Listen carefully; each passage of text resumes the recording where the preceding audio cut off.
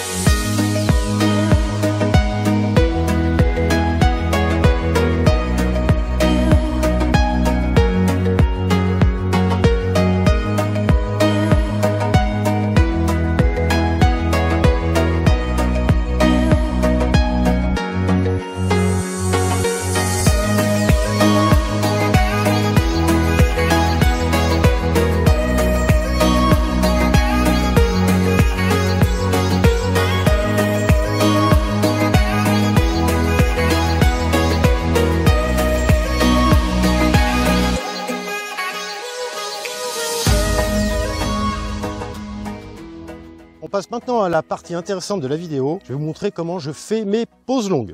Première étape, vous paramétrez votre boîtier comme si vous alliez faire une photo. Pour la sensibilité, je me mets à 100 ISO. Ça me permettra d'avoir vraiment très peu de bruit tout en gardant du détail. Ensuite, vous gérez votre profondeur de champ et votre ouverture. En général, je travaille entre F11 et F16. Là, on va se mettre à F16. Comme ça va me permettre d'avoir un bon piqué et surtout une bonne profondeur de champ. Ensuite, je regarde donc mon histogramme. Voilà, mon histogramme, ce sont tous les petites diodes qui sont ici, là, les petites valeurs. Il faut que ce soit au milieu. Donc sans regarder dans l'objectif, je sais que là, je suis correctement exposé grâce à ma cellule.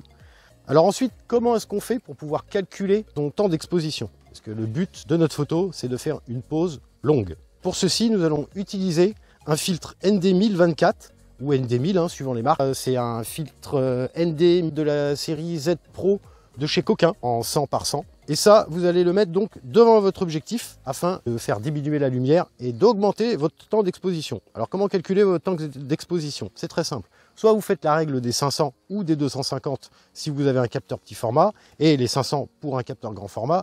Mais je pense pas que tout le monde ait une calculette dans la tête pour pouvoir calculer ça. Donc l'idéal, c'est de prendre votre smartphone. Il y a plein d'applications qui existent pour pouvoir calculer votre temps d'exposition.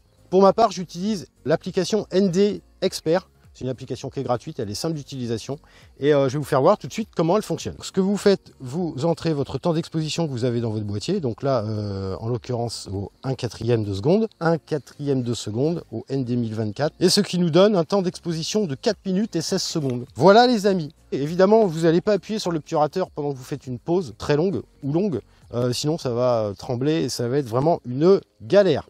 Donc l'idéal, c'est d'utiliser soit le retardateur du boîtier, si vous n'avez pas de télécommande. L'idéal, c'est une télécommande sans fil ou filaire, peu importe. Dans cet exemple-là, on a une télécommande sans fil, avec un petit boîtier qui sert de récepteur. Une fois que vous avez mis votre filtre ND, surtout n'oubliez pas de changer votre valeur de temps d'exposition. Vous ne laissez pas sur 1/3 de seconde ou 1/4 de seconde. Vous le changez, vous le mettez sur le mode bulbe, qui va vous permettre de mettre le temps d'exposition que vous voulez grâce à votre télécommande.